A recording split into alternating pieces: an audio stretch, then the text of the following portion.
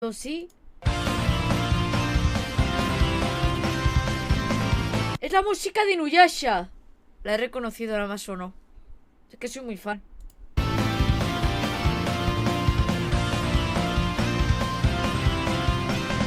Hace un tiempo hice unas tier list del poder canónico de los Pokémon legendarios e iniciales y muchos fuisteis los que dijisteis: Carimero, ¿para cuándo uno de los entrenadores, líderes de gimnasio, campeones? ¡Basta! Estáis locos, hay muy poca información y sería un calvario. ¿Por qué no mejor lo hacemos un infierno y la hago de los personajes de los que no hay nada de información? Esta es la tier list de todos los protagonistas de los juegos de Pokémon, ordenados por su poder canónicamente. Hoy Ya veréis como hay un montón de ardidos encabronados, seguro.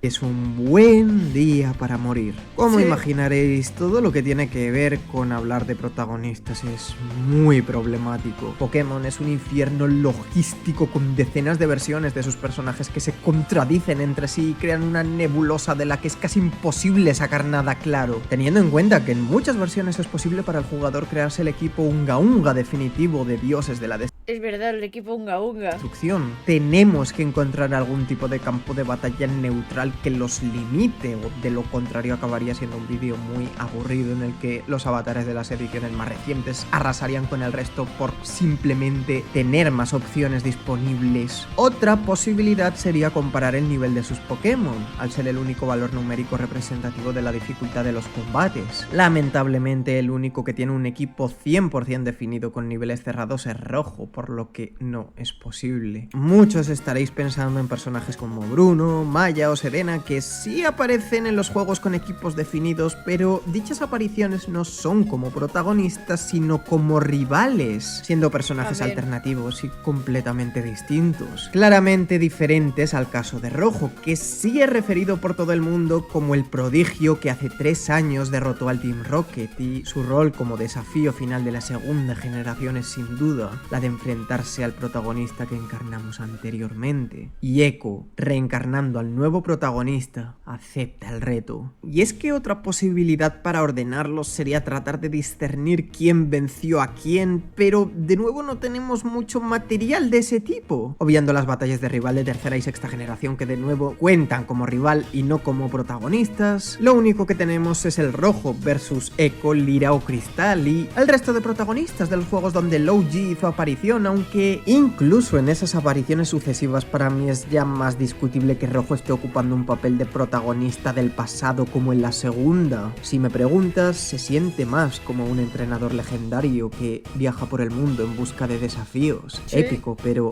un NPC más. El Pokémon World Tournament era de hecho una buena oportunidad para hacer un torneo final con todos los protas que arroje luz sobre el asunto, pero parece que Pokémon prefiere mantener el misterio en algunas cosas. No nos queda más que Es para que los fans no se peguen. limitarnos al siempre socorrido y odiado canon de los videojuegos. Lo siento, niños. Se consideran canónicos los eventos que tienen que suceder necesariamente para avanzar y completar la historia principal del juego. Un clavo ardiendo al que no nos queda otra que aferrarnos. ¿Qué hazañas tiene cada personaje oficialmente a sus espaldas? ¿A qué amenazas se tuvo que enfrentar? ¿Qué bazas tendría de su parte en un hipotético enfrentamiento entre todos? Es un concepto ambiguo, pero en pos de la perspectiva y hacer el vídeo lo más disfrutable posible seré algo flexible con lo que consideramos canónico. Ciertos eventos no son obligatorios para completar la historia principal, pero sí es muy probable que sucedan si usamos la lógica. Por ejemplo, mientras que es absurdo considerar oficial que el protagonista de Rubí, Omega y Zafiro Alpha tenga a todos los legendarios de parajes espejismo, sí veo lógico hacerlo con los eventos del episodio Delta, dado que el meteorito estaba destinado a llegar al planeta y los sucesos del epílogo vienen derivados de ese hecho inevitable, y no de la decisión del jugador de farmear más o menos horas. Para no estar diciendo todo el rato los dos nombres, en cada puesto voy a estar arbitrariamente refiriéndome al personaje femenino o masculino, y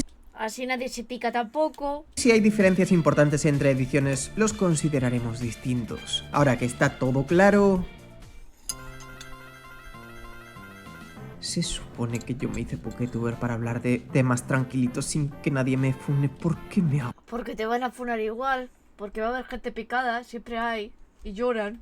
Esto. Sí, el héroe de Esmeralda es para mí el entrenador con menos currículum que lo respalde, como el resto, y que se sobreentienda también de los demás para no malgastar tiempo en decir cosas obvias. Derrotó a los líderes, alto mando y campeón de su región, pero esos logros para este tema son como sacarse la primaria para ser astronauta. Hablando de eso, tanto en el episodio Delta como en el apocalipsis de Esmeralda es Rayquaza quien baja a sacar las castañas del fuego. Ni siquiera hay que enfrentarse a él para que descienda. Así es, la batalla con Rayquaza es opcional.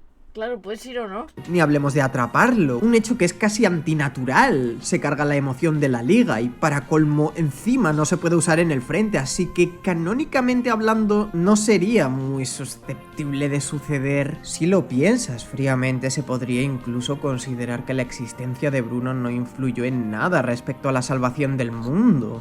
Como Sora en Kingdom Hearts 3, pero no están preparados para esta conversación. No me funen, que lo he jugado. Lo he jugado, pero no fue mi rollo.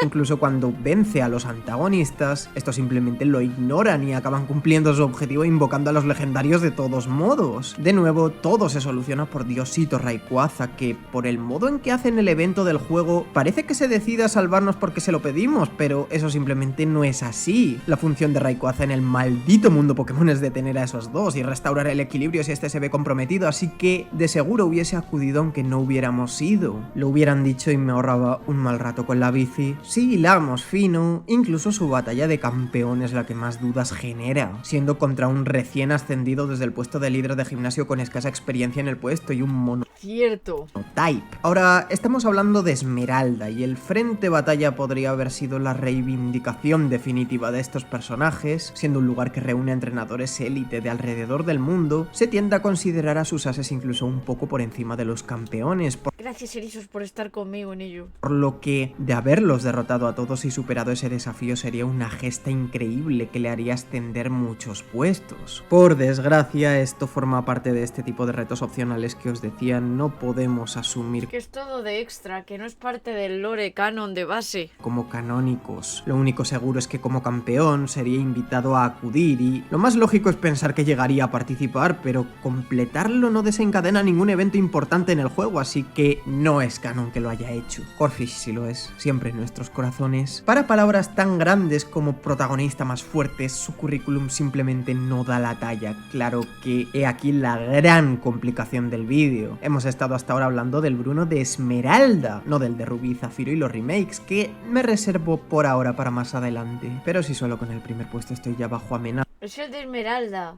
no os piquéis. de muerte, esperada al siguiente porque... Es todo música de Inuyasha. Muy bien, Carimero. Apuñaladme si queréis, solo pido que dejéis de olvidaros de Cristal, por favor. Para ser justos, pese a la aurea legendaria que para nada Game Freak se ha encargado de sobreexplotar durante años, es lógico que el protagonista de las ediciones originales en que Pokémon aún no iba de salvar al universo del colapso siendo el elegido de deidades multiversales, palidezca ante lo que estaba por venir. Pero entonces, ¿por qué coloco a los protagonistas de los juegos de Johto al mismo nivel? ¿No se supone que le derrotaron? Pues siento que al mostrar su enfrentamiento, al contrario de la creencia popular, quisieron precisamente dar a entender que están en el mismo escalafón de poder. Sí, se considera canónico que durante los eventos de Oro y Plata Rojo aguardan el Monte Plateado a la espera de un oponente, así que, aunque se trate de postgame, podemos considerar... Muchas gracias por los 14 besazos. Se agradece mogollón. Gracias por el apoyo. A la espera de un oponente, así que, aunque se trate de postgame, podemos considerar oficial también que esa batalla se da en algún momento. Pero piénsalo, si ganas, Rojo se desvanece como el jugador para reaparecer al volver a superar la Liga Pokémon. Polymake Combat, muchas gracias por los 7 besazos. Se agradece mogollón. Rojo se desvanece como el jugador para reaparecer al volver a superar la Liga Pokémon, mientras que si te gana, eres tú quien desaparece de la misma forma, siendo de igual manera posible volver a enfrentarlo. Anda. Sea quien sea que pierde es transportado al centro Pokémon, pasa un tiempo entrenando y vuelve a por su revancha. Siento que la lectura más lógica a los elementos que el juego nos da es que hay una igualdad absoluta entre ellos. Ambos Puede que sea eso. Se enfrentaron al Team Rocket y aunque es cierto que uno en su esplendor y la otra uno en decadencia, parece obvio que ambos podrían haber ocupado el puesto del otro sin problemas. Incluso en el aspecto de los legendarios la cosa está igualada. El encuentro con Lugia o Ho-Oh es obligatorio en los remakes, pero no así su captura. De la misma forma, el que Rojo se ganó el derecho a acceder a la mazmorra rara, a vencer al alto mando, es un hecho canónico, por lo que también podríamos considerarlo su encuentro con Mewtwo, pero no su captura, ni siquiera victoria. Y por favor, que nadie meta Pokémon Origins, evoluciones y derivados en esto. Uy, así que me... Lo van a meter por simplemente darle más protagonismo a su prota y que sea más fuerte, pero no. pegó un tiro intentando sacar algo en claro. El estatus de leyenda que la saga les ha dado y la experiencia que demostrarían al ser los únicos en conquistar al menos 2 regiones distintas les daría puntos extras respecto al pobre Bruno. Pero en cuanto a gestas y hazañas, ambos serían ampliamente superados por futuros niños elegidos, salvo que obviamente nos diera por pensar que el prota de segunda tiene al Arceus de evento de Hergoul y por consiguiente sea el más poderoso de todos los tiempos, pero no nos vengamos arriba. Este evento solo puede activarse de hecho con un Arceus de reparto directo o mediante intercambio siendo atrapado en la sala del origen. Vamos, que es extra totalmente. Es decir, un evento que ni siquiera fue legal en ningún momento. Si quieres considerarlo, Echo y Lyra tendrían no solo a Arceus, sino a otro de los Pokémon del trío de la creación nacido ahí, pero te advierto que si quieres abrir la puerta de Pokémon de evento, nos podemos tirar aquí hasta pasado mañana. Sí. Pensándolo fríamente, tiene algunos puntos a su favor al considerarlo respecto a su mentor. En el postgame se enfrenta incluso al propio Rojo, además de Verde y Azul, el trío monstruoso original. ¿Podemos considerar canon sus victorias contra ellos y por lo tanto ponerlos por encima en la escala de poder directamente? Pues que cada uno saque sus Yo a los de Let's Go no jugué, así que no os puedo opinar conclusiones, pero yo me decantaría porque no. Verde, además de tirar tremendos fichotes al jugador cuando nos la encontramos buscando a Mewtwo, habla, lo que me hace pensar que no se trata realmente de la silenciosa protagonista de Verde Hoja, sino de un personaje distinto inspirado en ella para un universo alternativo. Rojo, aunque sí se mantiene tan lacónico como siempre, siendo que en el juego somos quien vivimos sus mismos eventos, no tendría ningún sentido que fuera el protagonista, aunque los juegos en sí no tienen mucho sentido que digamos. Así pues, técnicamente los logros de este personaje serían los mismos que el original, pero con acceso a la mega evolución, por lo que si somos justos deben ir un poco por encima. Aquí está la que empieza la discordia, por la que muchos van a tener bronca. Ahora es aquí donde las cosas empiezan a complicarse. Esta fue la generación en que los juegos empezaron a poner en bandeja capturar al legendario y el simple hecho de considerar que este niño cuente en sus manos con una de las deidades que... ¡Cómo mola Dialga, joder! ¡Cómo me gusta el Pokémon Diamante! ¡Qué cojonudo es! Creadoras del universo da bastante miedo. El punto es que, contra la creencia popular, el juego no te fuerza a atraparlo. Simplemente es una captura fácil, pero no, a diferencia de otras generaciones, no es obligatorio para avanzar y no se puede considerar que esté en su equipo. Gozo, muchas gracias por ese sub, se agradece mogollón. Gracias por el apoyo. A diferencia de otras generaciones, no... ¡Del hype! ¡Ahí a tope! No es obligatorio para avanzar y no se puede considerar que esté en su equipo oficialmente. Pese a eso, ¿acaso lograr apaciguar a una entidad primordial no es de por sí un mérito suficiente para escalar mucho más? Pues siento que el hecho de que el juego facilite tanto su captura es un indicativo muy claro de que no es una batalla real. El legendario podría destruir la galaxia en un instante si quisiese, pero decide probar nuestra valía en un combate Pokémon. También es verdad, pero oye, a mí me encantó. Un desafío que nos regala por salvar al universo del mayor... Qué bonito es Empoleon también, cómo me gusta. ...genocida que la saga ha conocido y del que el jugador no puede huir.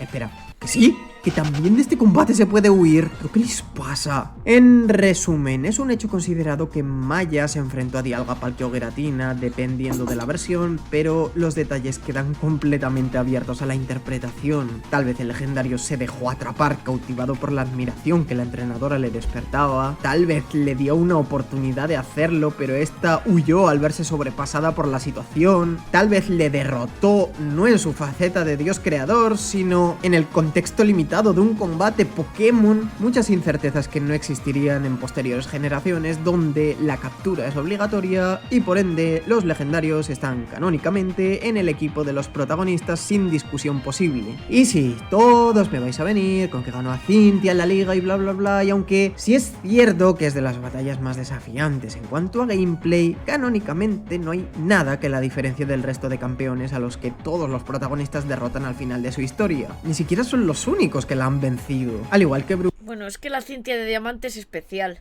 sobre todo la del remake. Madre de Dios. Ay, puto Lucario, de los huevos. No es un hecho asegurado que Maya completas el frente batalla de platino y por supuesto la batalla con Arceus no es que no sea canon, es que directamente nunca fue accesible, por lo que podría considerarse incluso contenido beta, hasta, claro, la salida de los remakes, que abre la puerta a que suceda pero no lo confirma. Entrando ya a palabras mayores encontramos a...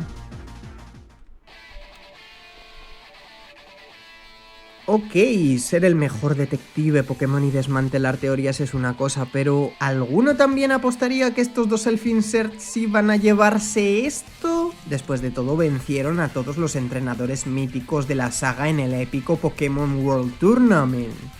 Fuck.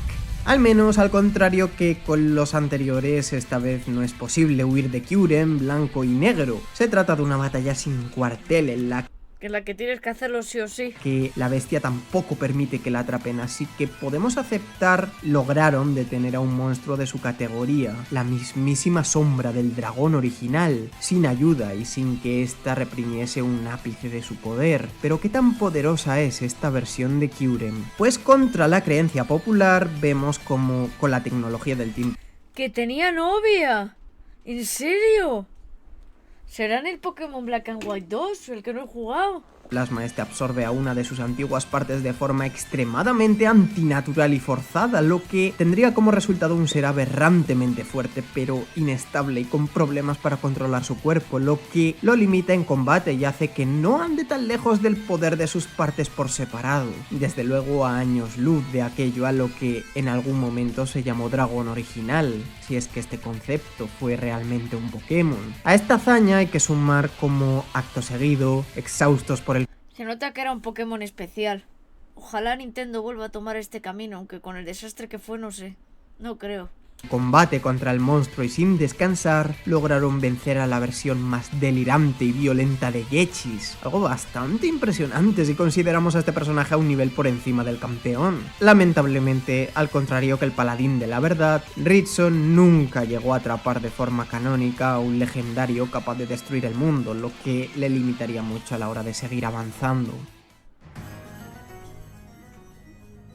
En un antiguo vídeo que hice sobre el mejor entrenador de cada tipo pudimos ver cómo Galar dominó, siendo la región que mayor importancia social adquiere en los combates y más feroz es la competencia, catapultando el nivel de la élite. Algunos de sus líderes de gimnasio padrean a campeones de otras regiones. Es por lo tanto el único caso en el que tengo un poco más en cuenta el hecho de volverse campeones, pues tiene algo más de mérito hacerlo en una competición así que en cualquier región al uso, con la batalla contra el número 1 a nivel mundial como colofón. Ahora, cuando Rose invoca la negra noche, llega el momento de la verdad en el que debemos detener a una de las mayores amenazas vistas en el universo Pokémon, Eternatus, al que ni siquiera Lionel, el mejor entrenador del mundo fuera de los de esta lista, pudo mantener a raya. El que logremos neutralizar algo así, una bestia que literalmente se alimenta de la... Claro, a ver, sería súper fuerte el prota. energía de planetas enteros, una Genki Dama viviente y maligna, no debería... Esto fue lo mejor que tuvo Sword and Shield. Lo mejor. Luego ya, pues eso, ya sabéis mi opinión con el juego. ¿Y hacer de esta escocesa prodigio una de las más fuertes? Pues no necesariamente, y para entender el por qué no hay más que irse al desarrollo de la batalla en sí. En primera fase logramos vencerle con la ayuda de nuestro amigo Paul. La pregunta es, ¿lo hubiese conseguido ella sola? Tal vez, pero suficiente bullying hacen ya a este pobre niño durante el juego como para decirle que se vaya. Bueno, y él también, que se está escupiendo todo el rato a sí mismo. Nah, aun cuando muchos lo menosprecian, no deja de... Para mí es Sword and Shield el peor Pokémon que ha existido. Lo siento mucho. Y no me van a bajar de ahí en la vida. ser un entrenador top de la saga, así que su ayuda se debió hacer notar, y es ya dudoso que la protagonista lo hubiese logrado sin ayuda. Pero pronto se despejan las dudas. En su forma final, el poder de este monstruo es tal que la realidad se deforma a su alrededor. Vencer a alguien así sería digno de una firme candidata a la protagonista más fuerte, pero no hay más que ver lo que sucede. Los dos juntos no logran hacerle ni un rasguño, y no es sino hasta que llegan los héroes Zacian y Zamacenta que nos eligen como legítimos herederos del espíritu de Galar, que todos juntos logran por fin poner fin a la negra noche. La unión de todos, a la hora de la verdad, dando lo mejor de sí mismos como dice la leyenda. Desde luego ninguno de ellos por separado hubiese podido con algo así. Ahora sí, Eternatus es capturado oficial y obligatoriamente por el jugador, pero ahí está la cosa. En el juego este nunca vuelve a desplegar esa forma Eterna Max, que solo puede manifestarse en principio en el apocalíptico contexto de la negra noche. Robo de energía mundial por parte del virus que, vamos a suponer, esta niña no forzaría. Eternatus está en el equipo canónico de Gloria en su forma base restringida, lo que junto a sus otros méritos la vuelven una contendiente muy fuerte, pero no invencible. ¿Ah, en serio? No me esperaba Vale, que esta estuviera el aquí. contraste de líderes hace que parezca un orden extraño, pero dejadme que me explique. Estas dos andarían realmente cerca, pero si tuviera que apostar lo haría por la andaluza 6 de cada 10 veces. De la misma forma tienen un legendario. El choque sería terrible. Es verdad que es bastante fuerte. Y con los DLCs aún más. Por cierto, soy Ruidos y Ibi. Ibi. Hola, gatito. ¿Cómo estás? Eternatus, el devorador de planetas, y Coraidon, que si no come un bocata cada 3 minutos, muere. En realidad, de acuerdo a múltiples fuentes, estos dos pueden también causar una destrucción increíble, y aunque, ya sabéis, tenemos que andarnos con pies de plomo con su información al tratarse de paradojas, que esta vez sí pueden alcanzar en su forma combate al lado del protagonista, ¿podría rivalizar con el previamente nombrado? Tal vez. El matiz estaría pues en el resto de méritos que ambas tuviesen que afrontar, y aunque la campeona de Galar tuvo que vencer al número 1 para conseguir su título, Juliana haría frente a nada menos que la IA, Defensa del Paraíso. Es verdad. Una inteligencia artificial con un equipo... Yo flipé de la dificultad que tenía de repente. O sea, es bien jodido. Te lo ponen difícil de verdad y luego los DLCs peor todavía. O sea, el juego de verdad te está poniendo un reto en la propia IA del juego. Y encima con la historia hace un combo brutal. Por eso os digo, el Scarlet y Violet es cojonudo. Solo que mucha gente no le ha querido dar oportunidad, pero es buenísimo y se ha convertido en mi Pokémon favorito.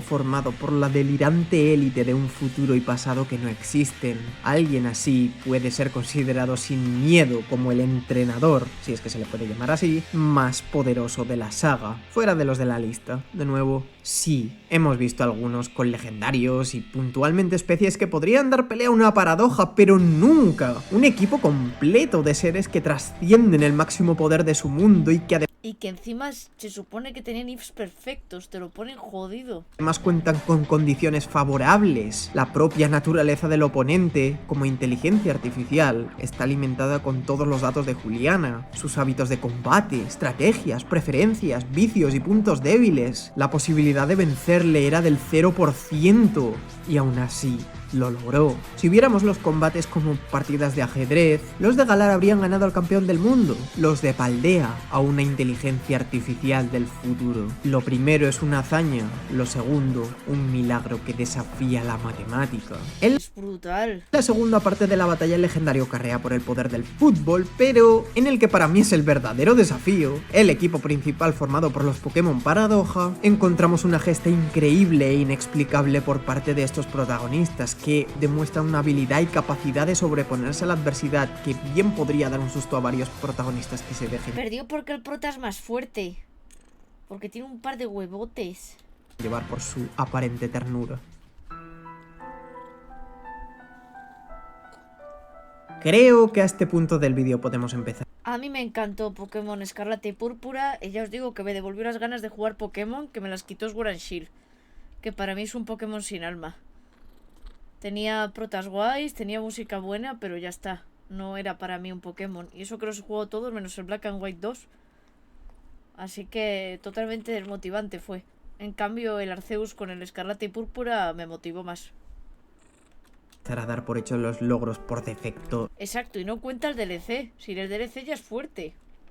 Rivales, líderes, liga, etc. Al grano. Finalmente tenemos aquí a la primera protagonista que ya no solo apacigua como los anteriores al legendario, sino que atrapó obligatoriamente y por lo tanto cuenta en su equipo de forma canónica con una fuerza de la naturaleza como Xerneas e Yveltal. ¿Qué tan poderosa le vuelve este hecho? Pues si esto fuera Pokémon Showdown no sería la oponente más apetecible con ese Xerneas con hierba única en la bolsa, pero si hablamos del canon, Yveltal da bastante más miedo. Este ser aberrante es capaz de arrebatar la energía vital en kilómetros a la redonda para tanto alargar su propia esperanza de vida como volverse más poderoso. Tal vez podría incluso compartir ese poder con su entrenadora y tener delante a una pareja Pokémon entrenador inmortales y de poder inabarcable. Pero eso es solo especulación. Solo con las habilidades que hemos visto desplegar al Pokémon Destrucción, su potencial de fagocitar la vida de allá por donde pasa, Era bien fuertote. haría esta pedazo de Simp un arma tan poderosa como Eternatus desatado. No es como si la chiquilla fuese una psicópata sedienta de sangre como para explotar este poder, pero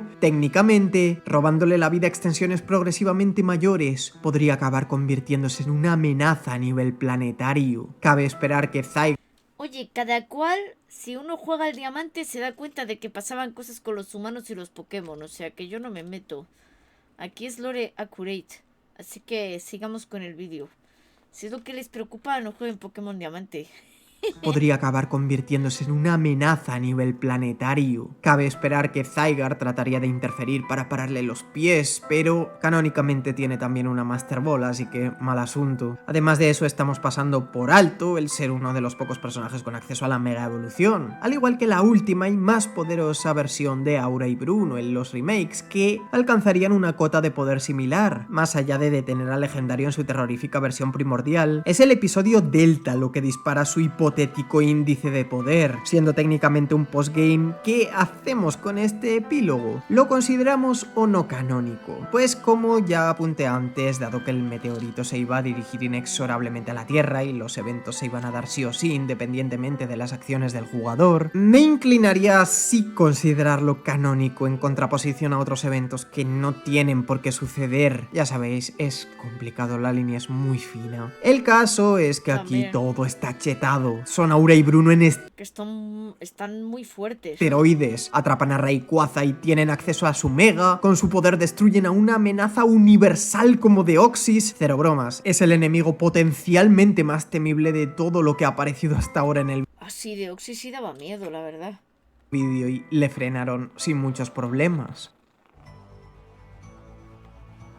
La Paladín de la verdad fue la primera entrenadora de la saga en tener un legendario en su equipo de forma Qué bueno fue Black and White. canónica, no uno cualquiera, sino una de las partes del dragón original, deidad esencial, cuyo poder es tan inimaginable e inabarcable que su cáscara vacía es más poderosa que la mayoría de legendarios mayores y sus partes, que apenas conservan una fracción ínfima de su poder, podrían destruir el mundo. Ahí está la clave. Creas o no en la leyenda del trío Tao, los héroes de la quinta generación tienen en su equipo oficial y sin lugar para interpretaciones a Pokémon capaces de destruir el mundo, suficiente por sí mismo. Oye, esto es el opening de Pteron Melodies o Pteron Memories. No es de Pokémon, ¿verdad, Ivy? Bueno, tenéis SMR de ronroneo de gatito, ¿verdad? Sí. Ella está contenta. Lugar para interpretaciones a Pokémon capaces de destruir el mundo, suficiente por sí mismo para aparecer en cualquier discusión, ¿no? Pues esa no es su principal baza. Algo que no hemos considerado diferencial hasta ahora, pero en este caso concreto cobra valor y significado. Un combate contra entrenador. N. ¿Qué tiene? En una lista llena de gente que ha arrasado a los mejores entrenadores, ¿por qué destacar como un logro importante vencer a uno como cualquier otro? Pues sobra decir que aunque no sea un protagonista como tal, tampoco es un entrenador cualquiera. En su equipo, por expandir la ideología del Team Plasma, fue derrotando a todo entrenador con el que se cruzaba, con una particularidad. Se limitó a combatir con los Pokémon que rondaban la zona y decidían por propia voluntad prestarle su fuerza, para tras un combate junto a ellos dejarlos libres Esto es una locura de la que no se habla lo suficiente. Por norma general, un entrenador adquiere mayor maestría cuanto más tiempo pasa junto a sus compañeros, aprendiendo a aprovechar sus virtudes, cubrir sus debilidades e ir perfeccionando. Pero N iba en contra totalmente de esa idea, de capturar Pokémon, entrenarlos y subir. Solamente los tenía como un apoyo. Sus estrategias. La conexión de N con los Pokémon es tan prodigiosa que, recién acabando de conocer a uno, es capaz de extraer su máximo potencial. El pibe estaba básicamente jugando un Harlock, atrapando el primer Pokémon de ruta y liberándolos tras cada combate. Y Tal cual. la batalla final era algo tan importante que rompió sus propias normas. Por primera vez tenía delante a alguien de convicciones tan reales e inquebrantables como las suyas, por lo que decide usar su equipo definitivo, con Pokémon que ya le habíamos visto en otras ocasiones, evolucionados de forma que no se pueden encontrar de forma salvaje. En otras palabras, el mayor genio Pokémon conocido, completamente imparable incluso usando Pokémon salvajes recién atrapados en la ruta de al lado, entrenó y se preparó a conciencia para este choque final, con su equipo definitivo coronado por el héroe de las leyendas, capaz de con su poder reducir el mundo a cenizas, y aún así perdió. No solo eso, la prodigio que le venció derrotó acto seguido y sin descanso a Gechis. Y no es que este nuevo oponente a traición se quedara atrás. La construcción de su equipo, con los Pokémon más poderosos de la región criados minuciosamente para ser máquinas Es que es bien fuerte, ¿eh? de matar, da a entender que hubiese vencido a N por sí mismo, pero las cosas no irían como él esperaba. En la mayoría de miembros de esta lista vemos a entrenadores rodeados de dioses que aplastan a los oponentes con los que se cruzan a base de pura fuerza bruta, pero los de esta generación, además de esa misma fuerza bruta, se enfrentan a situaciones que dan a entender son la cima del talento como entrenador Pokémon. Si no fuésemos tan estrictos con los eventos canónicos, podrían escalar incluso aún más. Por ejemplo, la información escondida del Pokémon World Tournament, cuya presentación la define literalmente como la mejor entrenadora de todos los tiempos, o incluso este arte promocional junto a Victini del que podríamos... O sea, directamente la mejor entrenadora. La mejor. interpretarlo captura. Pero si mantenemos los pies en la tierra intentando ser estrictos con lo que vemos en los juegos, es una infravalorada contendiente al título de la mejor entrenadora. No creo que a N le molestara mucho lo de ver a los Pokémon como esposos y demás, porque les das amor, no los entrenas y haces que peleen. O sea, no creo que N se molestara. Creo que sería más partidario que otra cosa, la verdad, no me cabe duda. Que ha visto esta saga. Vamos al grano evitando todo el relleno de la historia principal en comparación a la... En mi canon también apoyaría que te zumbes al Pokémon porque el Pokémon también quiere. O sea, es así, sí. Gran gesta de estos dos. Recordemos cómo los de Espada y Escudo necesitaron unir fuerzas para derrotar a Eternatus, un ser que se alimenta de planetas. Bien, este niño derrota a Ahora se ha espantado todo el chat. Y sí, volvemos a los copypastes de Vaporeon. De hecho, hay un vídeo que explica eso, no me extraña. La verdad, mucha gente tenía dudas, sí. Bueno, os dejo ASMR de gatito. Pochito. La voy a bajar ahora, darme un momento, que si no la líais se estampa, ya. Necrozma, un ser que se alimenta de galaxias y el segundo Pokémon más poderoso de todos, siendo debatible que no sea incluso el más fuerte de todos, en una batalla justa en su máximo esplendor. Al contrario de otros combates de este estilo, aquí Necrozma sí estaba totalmente fuera de control. Es una hazaña tan ridícula que ver mucho más está bastante de más. Por ejemplo, como en el postgame derrota a todos los villanos en el contexto de haber cumplido sus planes, es decir... Ah, eso es verdad también, sí. Bastante fuerte. Con los Pokédioses legendarios en sus respectivos equipos. Y todo con tiempo para unas malasadas y sin haber terminado siquiera la Cierto. mudanza. Pero ¿quién? ¿Qué clase de friki nivel retarde de poder podría superar Retarde de poder. esto? Así. Eso estaba pensando, digo, la del Arceus va a ser la más fuerte. Y diréis, ¿por qué? Porque captura al puto Arceus. Y se encarga de salvar el mundo. Sin ella no habría habido Pokémon. Venció a Dios. Hace falta que me enrolle mucho. ¿Quién iba a poder imaginar que la prota que calmó a un par de Pokémon histéricos de la región lanzándoles bolsas de hierba acabaría enfrentándose a los dioses de la creación? Dialga y Palkia en sus formas primigenias. Qué chulada, ¿eh? Ya no en combates normales, sino directamente a putazos. En la batalla contra Bolus hacemos también morder el polvo a Giratina. Qué bonito es. Exhaustos por las trampas y triquiñuelas del primero y finalmente, tras mucho farmeo que honestamente no estoy dispuesto a hacer, nos vemos las caras con el mismísimo Arceus, el inicio de todo aquello que conocemos como universo Pokémon. Aunque es cierto que con todo lo que hay que hacer y farmear para llegar a esta batalla podríamos considerarlo como algo cuestionablemente canónico, no es menos cierto que es el verdadero cierre de esa historia, como Rojo en la segunda generación. Sin este evento la trama queda inconclusa, así que hay que considerarlo. Tras ello, el mismísimo Arceus une fuerzas con esta niña y sí, el juego da a entender que no es la verdad inabarcable llamada Arceus, sino una pequeña encarnación suya en forma de Pokémon en ese universo en concreto, pero basta por favor, da igual la Es súper fuerte. gimnasia mental que hagamos, nadie podría plantar cara a una señora que ha sobrevivido a un enfrentamiento con la misma creación. Y a Paras, ha sobrevivido a muchos Paras asesinos. Es verdad, el Paras que estaba pocho. Estaban ahí infectados. Más de lo normal, que ya están de base ya pochos, pero sin mucho más. Pues muchas gracias a Carimero por protagonistas de Pokémon de Débil a Fuerte canónicamente. Que nadie se pique, ¿vale? A mí me ha gustado mucho el vídeo y sí, la de Arceus para ver a la más fuerte también. No quería soltar tampoco el dato porque digo, oye, a lo mejor me equivoco y dice otro, pero sí, al final hemos coincidido. Así que ahí os dejo el vídeo, si queréis comentarlo, darle me gusta o cotillar los comentarios, que seguro que hay gente muy ardida. Y gracias, Erisos, por haberme acompañado. Espero que os gustara mucho.